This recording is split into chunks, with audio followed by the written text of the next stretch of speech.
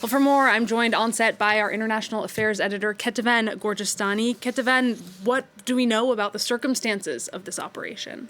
Well, first of all, the location, you said it was a tunnel under the city of Rafah. It's actually about a kilometer from the location where they successfully saved an Israeli hostage alive just last week. So that is significant in itself. But then really there is a sort of blame game on what exactly happened to the six hostages. The Israeli army says, as you said, that their assessment is that these hostages were brutally murdered, in their own words, shortly before the Israeli army got to them. The Israeli army insisting that there was no real-time fire engagement in that tunnel. That has been dismissed by Hamas, who, on the other hand, blame the Israelis for the deaths of these hostages, saying that they were, quote, killed by the occupation's fire and bombing.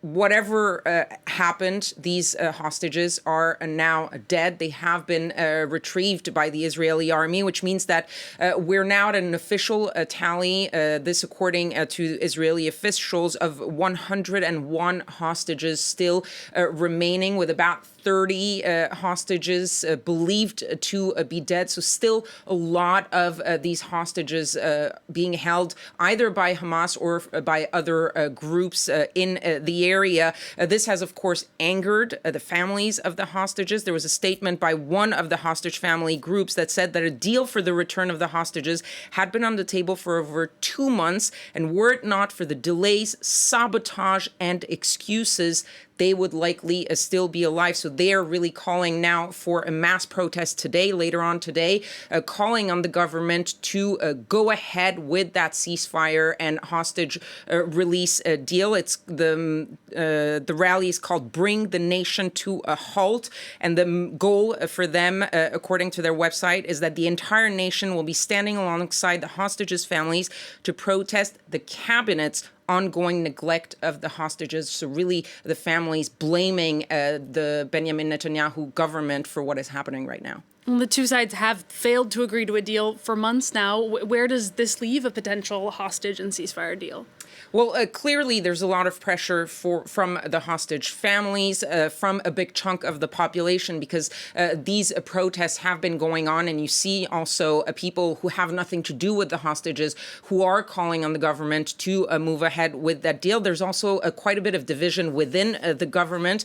This was reported by the Israeli media over the past few days, the sort of shouting match between Benjamin Netanyahu, the prime minister, and his minister of defense, Yoav Gallant, who was accusing Benjamin Netanyahu and his supporters of prioritizing this strategic corridor that is on the border between Gaza and Egypt over the lives of the hostages, that corridor being one of the sticking points to this possible ceasefire deal. And there again, in that issue of the deal, there is some blame going around. Hamas is accusing Israel of refusing to go along with the elements of that deal, and they say that at least 3 hostages that were recovered, they were on a list for a potential swap if that deal had been agreed to.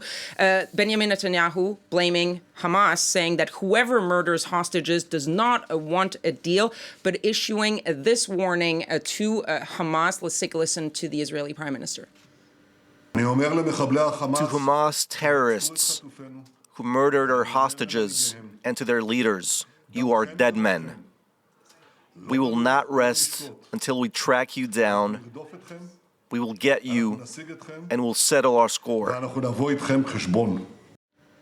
Of course, a ceasefire and tracking every single Hamas member down doesn't really seem to be fitting, but the mediators, the Qataris, the Americans, the Egyptians, are continuing their mediation efforts. They're continuing to be optimistic. Joe Biden just yesterday saying that he was optimistic because all these parties were still willing to talk, willing to meet. But for now, that really is where we are at, is being optimistic because they are still talking, but it doesn't seem to be going anywhere, at least for now. All right, well, hopefully this will give sort of a final push to that deal. Kethevane, thank you so much for that. As always, that's our international affairs editor there, Kethevane Gorjestani.